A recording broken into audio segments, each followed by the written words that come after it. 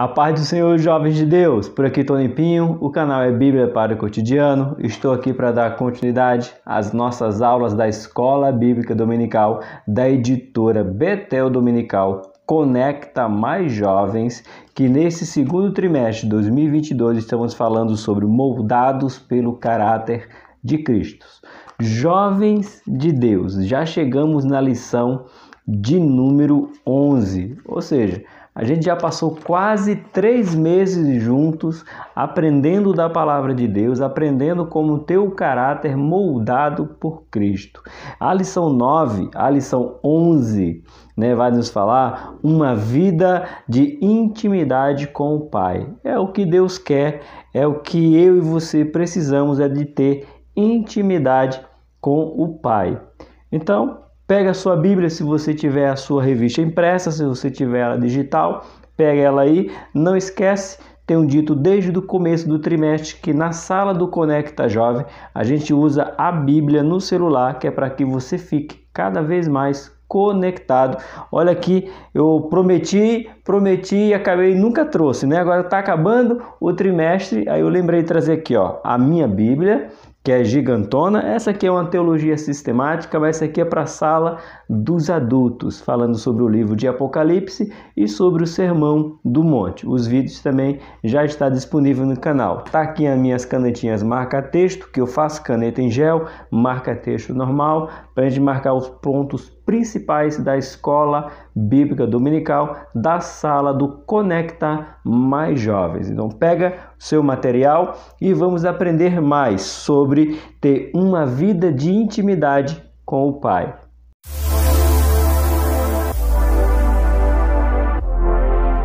Meus queridos jovens, vamos começar a nossa aula. A nossa leitura hoje se encontra no livro de Efésios, capítulo número 5, versículo. Apenas 2 versículos. Hoje é curtinho, jovens. Apenas 2 versículos, versículos 1 e 2. Deixa eu pegar aqui a canetinha marca-texto. Nosso texto de referência, de hoje, está no livro de Efésios, capítulo número 5, versículo 1 e 2. Portanto, sejam imitadores de Deus como filhos amados e vivam em amor, como também Cristo vos amou e se entregou por nós como oferta e sacrifício de aroma agradável a Deus.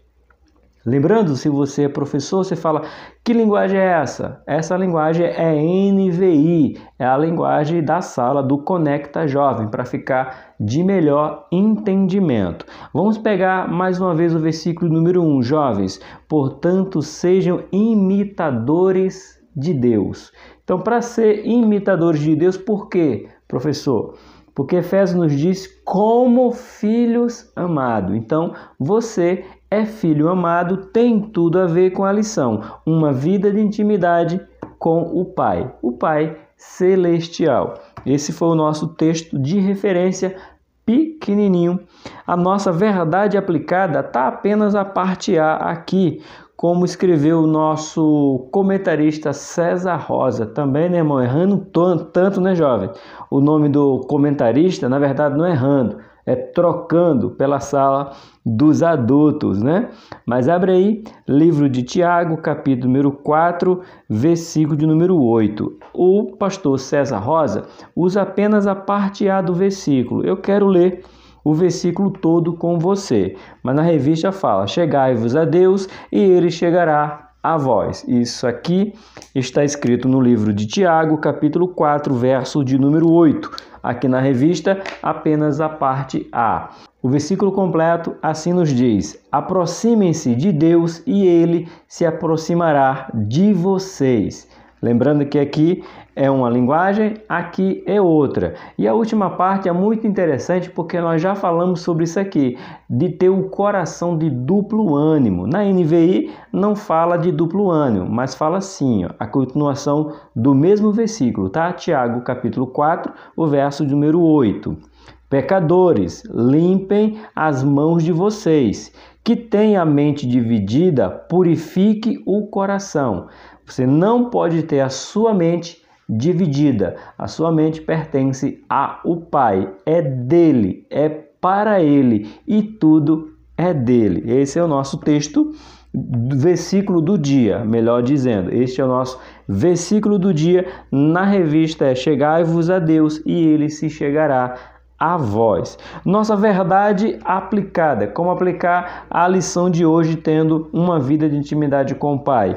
Aqui nos diz: o relacionamento entre Jesus e o Pai nos exemplifica como termos intimidade com Deus. Como é que era? Jesus veio à Terra, cumpriu uma missão e mesmo tendo um momento que nós vamos ler aqui, lá no Getsemane, que ele ora pedindo que passe dele aquele cálice, ele diz, mas não faça a minha vontade, e sim a tua vontade, a vontade do Pai. Então, olhando para o relacionamento de Deus com Jesus, é este relacionamento que nós vamos ter com Deus Pai. Você precisa entender esse relacionamento de Deus Pai e Jesus para que a gente possa ter um relacionamento melhor com o nosso Pai. Motivo de oração de hoje, jovem: oremos a fim de que os cristãos venham desenvolver uma vida de consagração diante de Deus. Pluga aí o seu ouvido no seu celular, no seu smartphone, ou liga seu fone via Bluetooth e vamos orar ao Pai. Soberano e eterno Deus, agradecemos a Ti a oportunidade, pois já chegamos na lição de número 11. Te peço pela vida dos alunos, dos professores que aqui se encontram. E eu oro para que todos os cristãos venham desenvolver uma vida consagrada cada vez mais a Ti. Então, fortalece a mim como professor, fortalece os professores que aqui estão ouvindo e os alunos que estão aqui agregando mais e mais conhecimento. É o que eu te peço em nome do teu Filho Jesus. Amém. Amém, jovens. Vamos lá. Jovens, antes da gente ir para a nossa introdução, você está vendo que eu estou com um casaco? São Paulo está assim, ora chove, ora fica calor, ora está frio, ora muda o tempo, a garganta ainda não está 100%, então continuo precisando das orações de vocês, pois eu gravo 3 vídeos por semana, então eu preciso da ajuda aí de vocês. Então, se eu falhar, tossir, você vai dizendo, dá saúde, Jesus, dá saúde, tá bom? Eu agradeço as orações de vocês. Nossa introdução. Intimidade refere-se ao alto nível de transparência e liberdade entre pessoas em um relacionamento. Ou seja, intimidade, anota aí professores e aluno, referência importante, intimidade revela o quê? Alto nível de transparência. Quanto mais intimidade você tem, mais transparente fica o seu convívio, a liberdade que você tem com aquela pessoa. Aqui falando de pessoa e junto com o nosso Pai. Neste aspecto, vemos o relacionamento mais íntimo descrito na Bíblia. Entre quem que a gente vê? A gente vê esse relacionamento entre Jesus Cristo e o seu Pai. Jesus tinha total liberdade de entrar na presença do Pai e o Pai tinha total liberdade de estar com o seu Filho. É isso que Ele quer de mim e de você. Nosso ponto-chave de hoje: seguir os passos de Jesus deve ser a performance de todo o cristão. Então, se um cristão quer ter uma performance, o que ele precisa é seguir os passos de Jesus para ter o caráter de Jesus, ok? Nosso ponto número 1, manejando bem a espada. Você é bom de espada, jovem? Mas a espada aqui que nós nos referimos é a Bíblia, é a palavra de Deus. Vamos lá? Jesus nos mostra no episódio da tentação, em Mateus 4, do versículo 1 ao versículo de número 11, deixa essa referência aí marcada, meus queridos jovens, que não basta conhecer as Escrituras, mas também aplicá-la no momento certo, reforçando assim todas as investidas do diabo. Como seus discípulos, precisamos saber manejar a espada do Espírito, que é a palavra. Abre aí, ou melhor, conecta aí na sua Bíblia, livro de Mateus, capítulo de número 4, o versículo 1 ao versículo de número 11. Jovens, se eu disser para vocês que essa leitura já foi feita na nossa classe, professor, e como você sabe? Porque aqui no meu celular está marcado de laranja. E toda vez que eu marco de laranja, aliás, toda vez que eu leio aqui na sala do Conecta Jovem, no meu aplicativo da Bíblia, eu deixo ele em laranja. Então vamos ler mais uma vez para que a gente venha manejar bem a palavra do nosso Deus. Mateus capítulo 4, do versículo 1 ao 11. Então Jesus foi levado pelo Espírito ao deserto para ser tentado pelo diabo. Depois de jejuar 40 dias e 40 noites, teve fome. O tentador, aproximando-se dele, disse: Se você é filho de Deus, manda que essas pedras se transformem em pães. Jesus respondeu: Está escrito, nem só de pão viverá o homem, mas de toda palavra que procede da boca de Deus.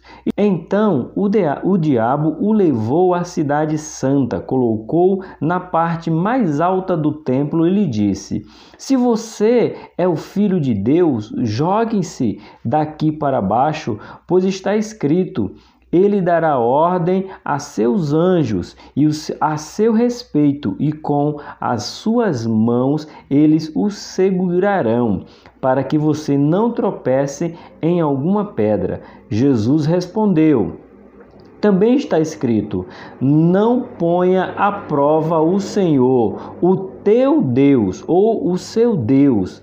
Depois o diabo o levou a um monte muito alto e mostrou-lhe todos os reinos do mundo e o seu esplendor. E disse-lhe: Tudo isto lhe darei, se você se prostrar e me adorar. Aí Jesus responde mais uma vez. Jesus lhe disse: Retire-se, Satanás, pois está escrito: Adore o Senhor, o seu Deus, e só a ele preste culto. Então o diabo o deixou, e os anjos vieram e o serviram a Jesus. Então não adianta conhecer as Escrituras, é preciso saber manejá-la. E manejar é saber como se defender. Na linguagem mais teóloga ou teológica, melhor dizendo, isso se chama apologética, defesa da fé.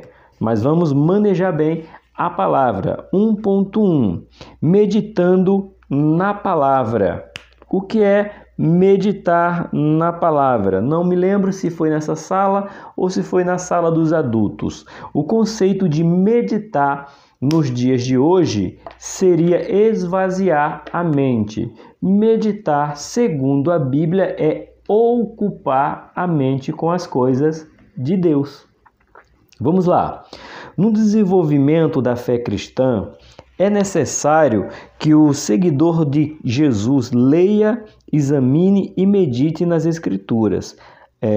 Alimente-se da palavra diariamente, revigora a alma e fortalece uma vida espiritual. Vamos dar uma pausa aqui, deixa eu marcar aqui onde eu parei. Olha que palavras que nós precisamos colocar em prática, professores e alunos. Professores, dá ênfase na sua sala, alunos, pratiquem. Nós precisamos ler.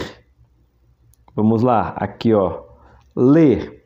O que é ler? Ler é o que eu fiz aqui na sala com vocês. A gente fez uma leitura.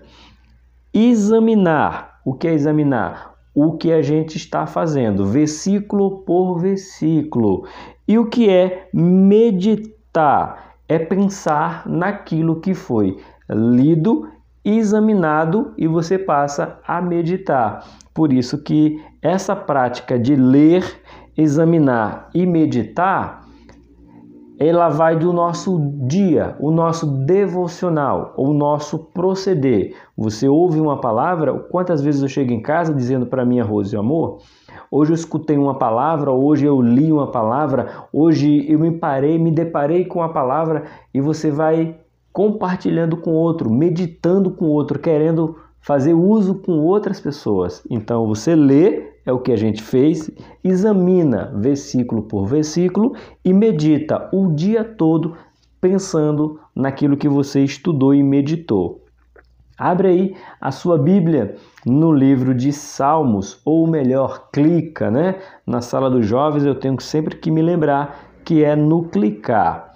O salmista, no Salmo de número 1, que nos diz assim, deixa eu marcar de laranja, jovens, que aí eu vou saber que foi lido aqui junto com vocês. Que nos diz assim, Salmo capítulo 1, a partir do verso 1. Como é feliz aquele que não segue o conselho dos ímpios, nem imita a conduta dos pecadores, nem se assenta na roda dos zombadores. Ao contrário, sua satisfação está na lei do Senhor, e nessa lei medita de dia e de noite. É como a árvore plantada à beira das águas correntes. Dá fruto no tempo certo e suas folhas não murcham. Tudo que ele faz prospera. Não é o caso do ímpio. São como palha que o vento leva. Por isso, os ímpios não resistirão no julgamento, nem os pecadores na comunidade dos justos. Pois o Senhor aprova o caminho do justo, mas o caminho do ímpio leva à destruição. Isso é Salmo de número 1, do 1 ao 6.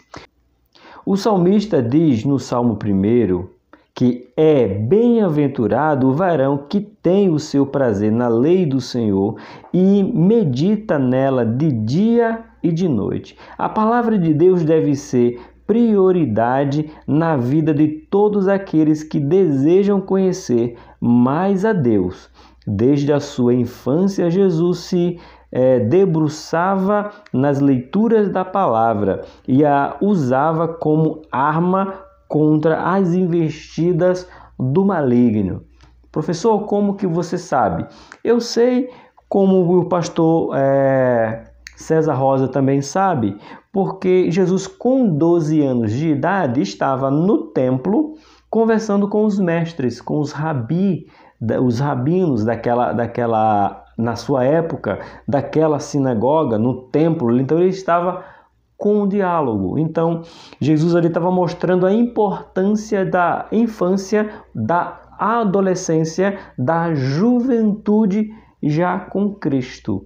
E ali Jesus mostra que era meditando na palavra e sabia muito bem da palavra, porque ele é a palavra.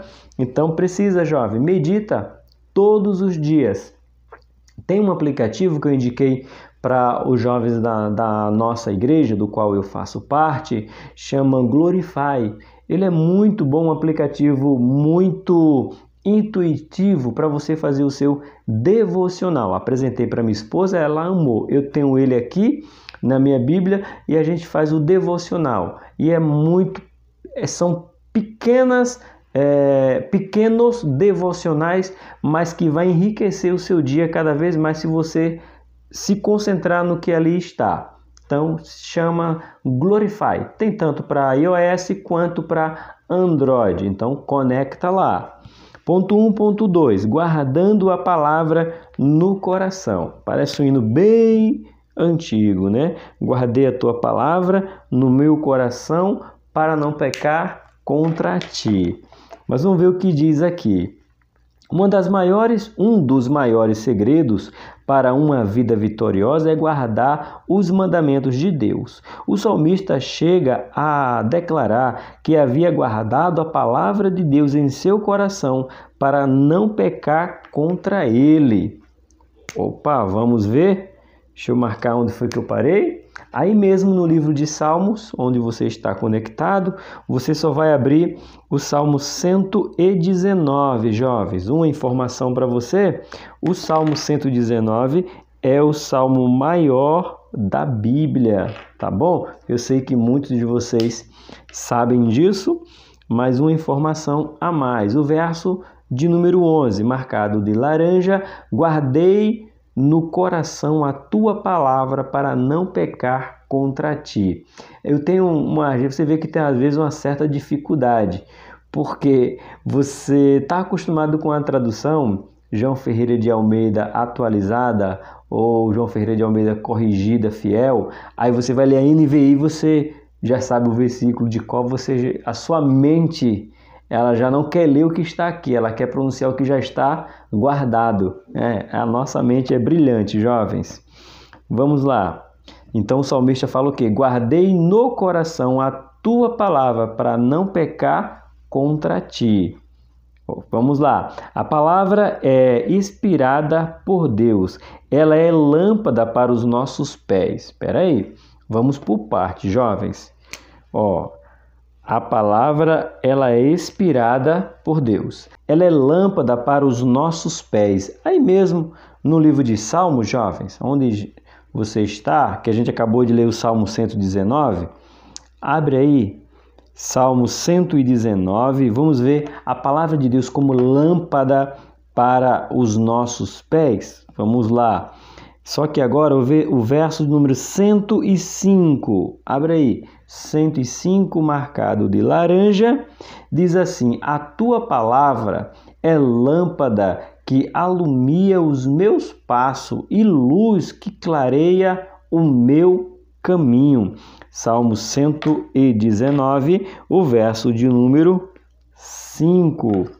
Oh, maravilha! Lâmpada, a tua palavra é lâmpada que alumia os meus passos e luz que clareia o meu caminho. Está andando em caminhos tortuosos, jovens? Caminhos escuros, simples?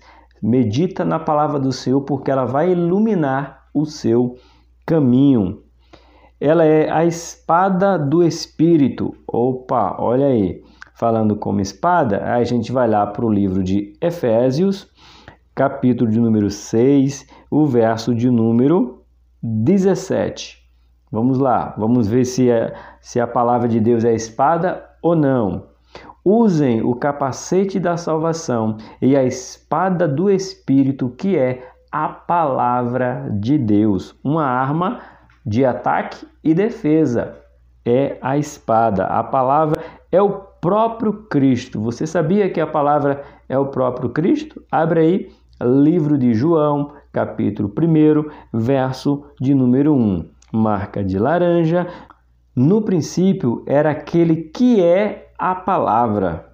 Ele estava com Deus e era Deus. No princípio era aquele que é a palavra. O próprio Jesus, ele é a palavra. Vamos confirmar mais uma vez? Livro de Apocalipse, capítulo de número 19, o verso de número 15. E já aproveitando, aqui na sala aqui no canal Bíblia para o Cotidiano, eu, como falei para vocês, eu faço 3 vídeos. E um deles é o vídeo da editora Betel Dominical, Sala dos Adultos, que nesse segundo trimestre estamos estudando sobre o livro de Apocalipse. Está maravilhoso. Tem uma playlist para que você possa se acompanhar. Então, se inscreve no canal, faz um comentário para fortalecer, deixa um gostei e assiste essa série completa sobre o livro de Apocalipse. A lição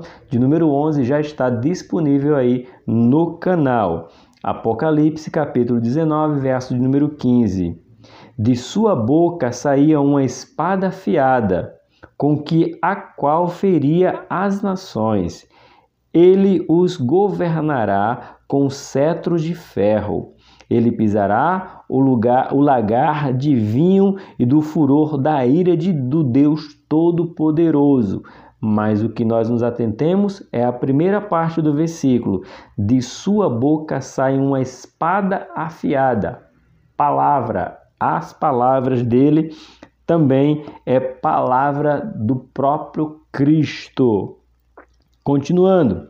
Quando a palavra de Deus está em nosso coração, temos força para vencer a carne, o mundo e as paixões e o próprio diabo. Olha, quando a gente tem a palavra no nosso coração, olha quem a gente vence: a nossa carne pecaminosa, o mundo que nos rodeia, suas paixões e o próprio diabo. Foi Jesus resistindo ao diabo e o diabo fez o quê? Fugiu dele, não teve poder para resistir ao nosso Deus. Nosso refletindo de hoje é do D.L. Moody. Diz assim: a Bíblia não foi dada apenas para o nosso conhecimento, mas para mudar nossa vida. Repete isso aí, jovem, nas redes sociais. D.L. Moody, não esquece que foi ele que escreveu, que a Bíblia não foi dada apenas para o nosso conhecimento, mas foi para transformar o nosso viver, a nossa vida, a nossa caminhada. Ponto de número 2, o poder do jejum. Sim, jovens fazem jejum também. Deixa de lado os hambúrguer, as coxinhas, as batatas fritas, os refri e se concentra ali no jejum, porque o jejum fortalece você, jovem, contra toda a tentação do mundo, das paixões, da nossa carne e nos dá força para resistir ao diabo, como já lemos um pouquinho aqui atrás. Mas vamos falar sobre jejum. Diz assim: tanto no Antigo quanto no Novo Testamento, vemos pessoas usando o jejum como meio de aproximar-se de Deus. O jejum é uma arma espiritual poderosa utilizada pelo povo de Deus desde a antiguidade. Vamos ver aqui alguns jejuns que algumas pessoas fizeram com propósitos. Vamos lá? 2.1. O que é jejum? Uma pergunta que talvez muitos jovens não saibam, mas se você é aluno da Escola Bíblica Dominical, eu tenho quase certeza que você sabe o que é. Se você não sabe, você vai aprender, e se você sabe, vai reforçar na sua mente para que você amanhã possa fazer um jejum, para que Deus ajude você a se livrar das tentações. Jejum é uma prática do povo de Deus, voltada para o Altíssimo e não aos homens. Jejuar significa privar-se de comida e bebida por um tempo determinado e está atrelada sempre à oração. Jejum, elas têm que estar sempre atrelada à oração, porque você tem que orar dizendo que vai fazer o jejum e apresentar qual será a causa por que você está jejuando. Então, jejum e oração caminham juntinhos. Alguns tipos de jejum descritos na Bíblia: normal, certo? Não comer nada. É o jejum normal, você não come nada, ou seja, total, também tem um total por 3 dias. Esté jejuou, sim, a rainha Esté fez um jejum de 3 dias. E para que foi esse jejum? Para que ela alcançasse o favor do rei Assuero na causa do terrível Naamã, que queria matar todos os judeus, e Esté também era uma judia. Então, se esse decreto fosse colocado em prática, a rainha Esté correria risco. Então, ela convoca um jejum de 3 dias entre toda a nação. Então, existe um jejum particular, só eu e Deus, Jesus, o Espírito, me ajudando. Existe um jejum em grupo ou um jejum coletivo com muita gente, como foi aqui o caso da rainha Esté, que vai ser mencionado mais uma vez no ponto número 2. Mas deixa eu falar aqui sobre jejum parcial, alimentação mais simples. Quem foi que fez um jejum parcial? Daniel.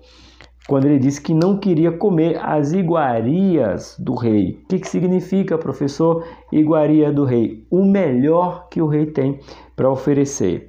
Pensa aí agora, jovens, professores, fazem essa pergunta na sua sala. Pensa agora no melhor restaurante que você já foi. E você decidir ter oportunidade, alguém dizer assim, qual é o restaurante que você gosta? Você fala o nome dele aí. Aí você vai lá e chega lá, a pessoa assim, vamos lá que hoje eu tô pagando. Vou pagar para você comer o quanto você puder. E você dizer, eu estou de jejum. É forte, muito forte. Foi isso que Daniel fez.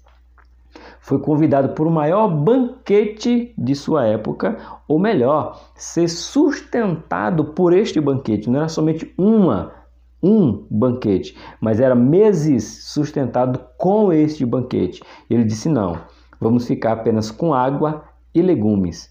Você gosta de legumes, jovens? Pois é, Daniel fez este jejum e alcançou graça de Deus, porque ele poderia comer do bom e do melhor o quanto ele quisesse, mas ele preferiu não comer as iguarias do rei. Então existe esse jejum também de se abster de coisas maravilhosas da nossa vida. Ok? Vamos lá agora no 2.2, falando mais uma vez sobre a rainha Esther. A prática do jejum. Vemos na Bíblia vários personagens que praticaram jejum. Esther e os judeus jejuaram com o propósito de receber uma resposta do rei Assuero diante do plano maligno de Amã. Como eu falei, como está citado aqui em cima, que Esther convoca um jejum. Vamos abrir aí o livro de Esther, capítulo de número 4. Vamos lá. Livro de Esther aqui, antes de Jó, capítulo de número 4, o verso de número 16. Laranja, e diz assim: vá, reúna todos os judeus que estão em Suzã e jejue em meu favor. Não comam nem bebam durante 3 dias e 3 noites. Eu e as minhas criadas jejuaremos como vocês. Depois disso, irei ao rei, ainda que seja contra a lei. Se eu tiver que morrer, morrerei. Uau! Então ela convoca todo o povo judeu para passar 3 dias, crianças, idosos, jovens, trabalhadores, não importava a classe ou a função que exercia no reino. Ela diz todos os judeus que estão em Suzã para fazer um jejum, e não era parcial não, tá? Nem comam e nem bebam durante 3 dias, porque ela ia entrar na presença do rei. E lá na cultura aqui do rei Assuero, para a rainha ter acesso ao rei, ela tinha que ser convidada, chamada. Ela não tinha acesso livre, diferente do tempo de Israel, da monarquia aqui, a rainha da Inglaterra, né? A Elizabeth. Lá, Assuero seguia um proceder diferente. O rei tinha que solicitar a presença da rainha. Por isso que ela fala aqui: se eu tiver que morrer, eu morrerei, mas eu vou lá tendo jejuado 3 dias e 3 noites por esta causa. E ela alcançou graça aos olhos do rei, porque Deus tocou no coração do rei para que não fizesse mal a nenhum dos judeus, apenas para o terrível Amã, que foi enforcado na própria forca que ele preparou para Mardoqueu. Continuando, Daniel jejuou por 21 dias por uma resposta a Deus. Olha aí, jovens, 21, Esther foi 3, Daniel, livro de Daniel, capítulo 9, verso 2 e 3. Daniel jejua por 21 dias. Vamos ver esse jejum de Daniel. No primeiro ano do seu reinado, eu, Daniel, compreendi estas escrituras, conforme a palavra do Senhor toda dada ao profeta Jeremias, que a desolação de Jerusalém iria durar 70 anos. Por isso me voltei para o Senhor Deus em orações, súplicas, em jejum, em pano de saco e coberto de cinza. Daniel, ele tem uma interpretação sobre a profecia de Jeremias, que Jerusalém ficaria cativa 70 anos. E por isso ele faz o quê? Súplicas, jejum, se veste de pano de saco e se cobre de cinza. 21 dias. Isso é o poder de um propósito com Deus, de um propósito de estar com Deus. Então saímos no jejum de 3 dias de Esther, de 21 dias de Daniel. Jesus jejuou 40 dias, buscando em Deus fortalecimento para o seu ministério. Aí ficou difícil, né, jovem? Esther, anota aí da ênfase, professor. Esther, 3 dias. Daniel, 21 dias. Jesus, 40 dias. Professor, Jesus ficou 40 dias sem tomar água? A Bíblia não diz, só diz que ele ficou sem comer. Provavelmente não se tem prova e a gente não pode dizer o que a Bíblia não diz, professores. Vamos no que a Bíblia diz. Jesus poderia ficar sem comer e sem beber 40 dias? Óbvio, sim, sem dúvida. Mas a Bíblia diz que ele ficou sem comer. Então, 40 dias para fazer o quê? Fortalecer o seu ministério. E a igreja também ora? Lógico que ora, jovem. E a igreja primitiva jejuava para receber direção divina. Ou seja, a igreja orava para receber direção de Deus, saber o que Deus queria dela. Capítulo 13 do livro de Atos, versículo 2 e versículo de número 3. Vamos ver a igreja orando. Enquanto adoravam ao Senhor e jejuava, disse o Espírito: separe-me Barnabé e Saulo para a obra a que eu tenho chamado. Assim, depois de jejuar e orar, impuseram-lhe as mãos e os enviaram. Ou seja, depois que eles estavam jejuando e orando para fazer a missão, o Espírito fala para ele que quem é os missionários seria Barnabé e Saulo, aquele Saulo perseguidor que aqui ainda estava sendo chamado de Saulo, mas Saulo e Paulo era um nome judeu e um nome romano, tá bom? É a mesma pessoa, não mudou de nome. Por judeus, ele era conhecido como Paulo. Para Roma, ele era chamado de Saulo, tá bom? Então, não era nome composto, não. Corrigido. Vamos para frente. Oraram e tiveram a direção. Vamos lá?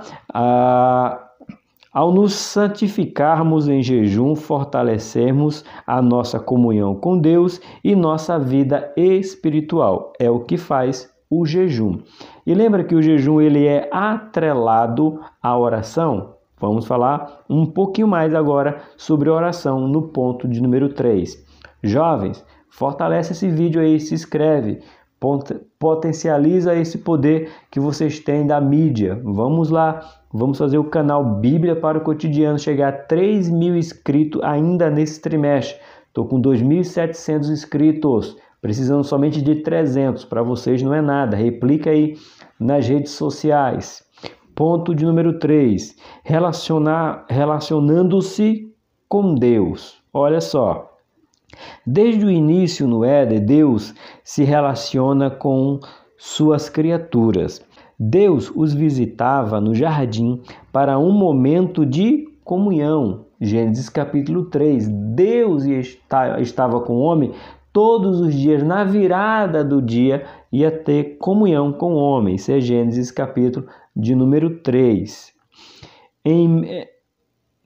Essa mesma comunhão hoje pode ser estabelecida por meio da oração. Assim o homem se relaciona com Deus, tornando-se íntimo dele. Aonde? Em oração. Jejum e oração nos faz ter intimidade com o Pai, que é o tema da nossa lição, uma vida de intimidade com o Pai. 3.1 Jesus e a oração. Será que Jesus orava? Será que Jesus é um padrão, um modelo a ser seguido em oração? Vamos ver aqui. Por diversas vezes encontramos passagens dos evangelhos mostrando que Jesus tinha o hábito de orar. Jesus tinha plena consciência da dificuldade e da resistência que encontramos em sua missão, por isso ele vivia uma vida de oração. Em Mateus 14, deixa eu marcar aqui que eu vou ler o texto. Em Mateus 14, 23, está marcado, lemos que Jesus despediu a multidão e foi orar. Clica aí na sua Bíblia, jovem, livro de Mateus, capítulo de número 14, verso de número 23. Marca de laranja e vamos fazer esta leitura. Tendo despedido a multidão, subiu sozinho ao monte para orar. Ao anoitecer, ele estava ali sozinho. Então, ele foi uma oração particular sozinho. Lemos que Jesus despediu a multidão e foi orar. Ok? Observamos também que, no momento de maior agonia de sua vida, no jardim do Getsemane, por intermédio da oração, Jesus encontrou forças para tomar uma decisão dentro da vontade de Deus. Opa! Então foi em oração que Jesus tomou a direção de fazer a vontade de Deus nessa direção. Mateus aí mesmo, capítulo 26, versículo do 36, 10 versículos. Já tem versículos marcados aqui de laranja, mas vamos lá até o 46. Vamos ler tudo que a Bíblia nos manda, pois já é o 3.1, jovem. E é somente lendo a palavra de Deus que a gente vai ter intimidade com ela. Manejar bem a espada. Subtítulo aqui, ou epígrafe do texto, Jesus no Getsemane. Então Jesus foi com seus discípulos para um lugar chamado Getsemane e disse: sentem-se aqui enquanto vou ali orar. Levando consigo Pedro e os 2 filhos de Zebedeu, começou a entristecer-se e angustiar-se. Disse-lhe então: a minha alma está profundamente triste, numa tristeza mortal. Fiquem aqui e vigiem comigo. Indo um pouco mais adiante, prostrou-se com o seu rosto em terra e orou: meu Pai, se for possível, afasta de mim este cálice. Contudo, não seja como eu quero, mas sim como tu queres. Então voltou aos seus discípulos e o encontrou dormindo, porque não era fácil vigiar. Vocês não podem vigiar comigo nem por 1 hora? Perguntou ele a Pedro. Vigie e orem, para que não caiam em tentação. O espírito está pronto, mas a carne é fraca. E retirou-se outra vez para orar. Meu Pai, se não for possível, afasta de mim este cálice, sem que eu o beba. Faça a tua vontade. Quando voltou de novo, os encontrou dormindo, porque seus olhos estavam pesados. Então os deixou novamente e orou pela 3ª vez, dizendo as mesmas palavras. Depois voltou aos discípulos e disse-lhe: vocês ainda dormem e descansam. Chegou a hora. Eis aqui o Filho do Homem está sendo entregue nas mãos dos pecadores. Levantem-se e vamos. Aí vem aquele que me trai. Ou seja, Jesus orou para que pudesse concluir a missão que o Pai lhe deu. e orando disse: não é a minha vontade, é a tua vontade. E Deus assim o honrou, porque depois que Jesus foi entregue por mim e por você, diz a palavra que ele recebeu um nome que é sobre todo o nome, aonde toda língua assim o confessa e todo joelho se dobre, no céu, na terra e debaixo da terra, porque orou, orou e orou. Vamos praticar a vida de oração. 3.2. O lado prático da oração. Vamos lá? O lado prático da oração. Diz assim: a oração é o meio que temos de falar com Deus, apresentando a Ele nossas petições e ao mesmo tempo buscando revestimento de poder para vencer o mundo. A igreja primitiva vivia uma vida de oração. Vamos lá? Vamos ver se a igreja primitiva vivia uma vida de oração. Livro de Atos, capítulo número 2, o verso de número 42. Deixa marcado de laranja. Nos diz assim: eles se dedicavam ao ensino dos apóstolos e à comunhão, ao partir do pão e às orações. A igreja primitiva fazia orações. Pedro estava preso, porém a igreja fazia contínua oração por sua vida. Então Deus deu a ele um livramento de forma sobrenatural. Aí mesmo no livro de Atos, capítulo de número 12, o versículo 5 ao versículo de número 12. Professor, por que ler tanta Bíblia? Porque só vamos manejar bem a palavra de Deus se fizermos uso dela. Se nós não fizermos uso dela, não iremos manejar bem, não iremos meditar na palavra do nosso Deus se a gente não fizer as anotações. Ler, examinar e meditar, ok? Diz assim: Pedro então ficou deitado na prisão, mas a igreja orava insistentemente a Deus pela vida dele. Versículo 6. Na noite anterior ao dia em que Herodes iria submetê-lo ao julgamento, Pedro estava dormindo entre dois soldados, preso com duas algemas, e sentinelas montavam guarda à entrada do cárcere. Repentinamente apareceu um anjo do Senhor e uma luz brilhou na cela. Ele tocou no lado de Pedro e o acordou.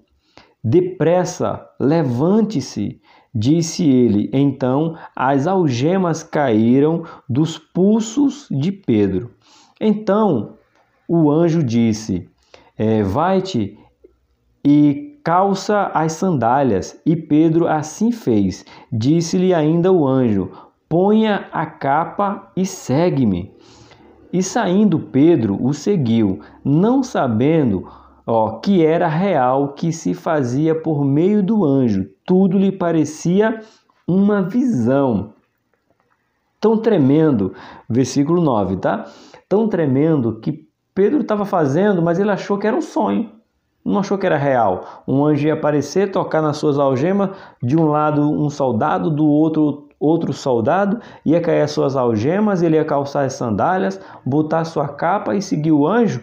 Ele disse: eu estou sonhando. Olha só que tremendo foi esta visão. Mas continuando, versículo 10. Passaram o primeiro e o segundo guarda, e chegando ao portão de ferro que dava para a cidade, este se abriu por si mesmo para eles, e passaram.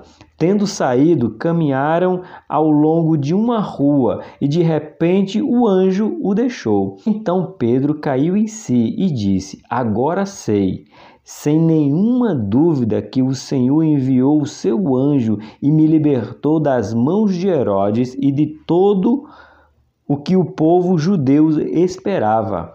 Percebendo isso, ele se dirigiu à casa de Maria, mãe de João, também chamado Marcos, onde muita gente se havia reunido e estava orando.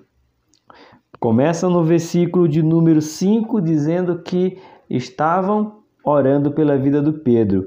E Pedro vai à casa onde eles se reuniam para orar. Então, a prática da oração, ela era comum para acontecer o milagre no Antigo Testamento. Aliás, no Novo Testamento, que é a igreja primitiva, essa era a palavra correta, que queria dizer,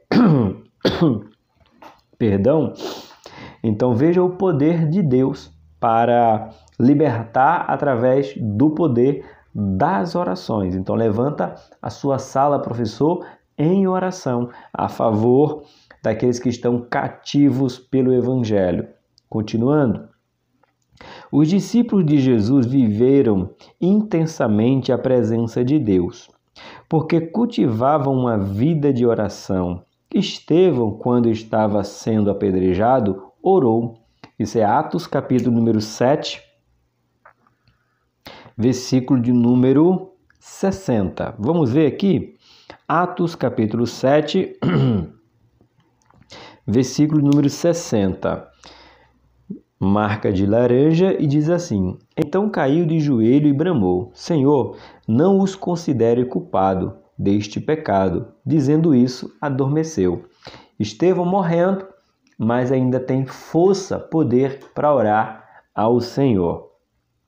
A prática diária de uma vida de oração fortalece o nosso espírito e nos leva a ter uma vida de intimidade com Deus. Quer ter intimidade com Deus? É a vida de oração. Para que nós chegamos aqui na nossa conclusão, porque a garganta já está daquele jeito, diz assim: uma vida de intimidade com Deus é o resultado de um relacionamento mais profundo, que é construído diariamente através da leitura da palavra, do jejum e da oração. Como é que você vai ter intimidade com Deus? Leitura da palavra, jejum e oração. Então, reúna tudo isso e você terá intimidade com Deus.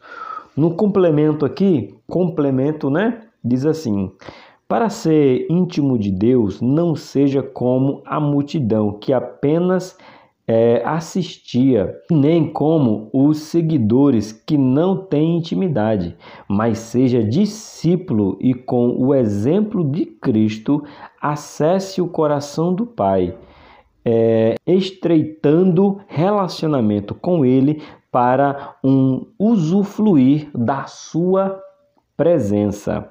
Ensinei o que na noite de hoje, na aula de hoje? O relacionamento de Jesus com o Pai é um exemplo perfeito para se ter uma vida de intimidade com Deus. Quer aprender a ter uma vida de intimidade com Deus? É simples, é você seguir o exemplo de Jesus Cristo. Tá bom, jovens? Então, tenha intimidade com Deus através da oração, do jejum e da leitura da palavra. A ordem aqui não importa, porque o que importa é você ter oração, jejum e palavra. Palavra, jejum e oração, porque todos esses três vai te levar a ter cada vez mais intimidade com o teu Pai, que é a lição de hoje, que foi a lição de hoje que acabou.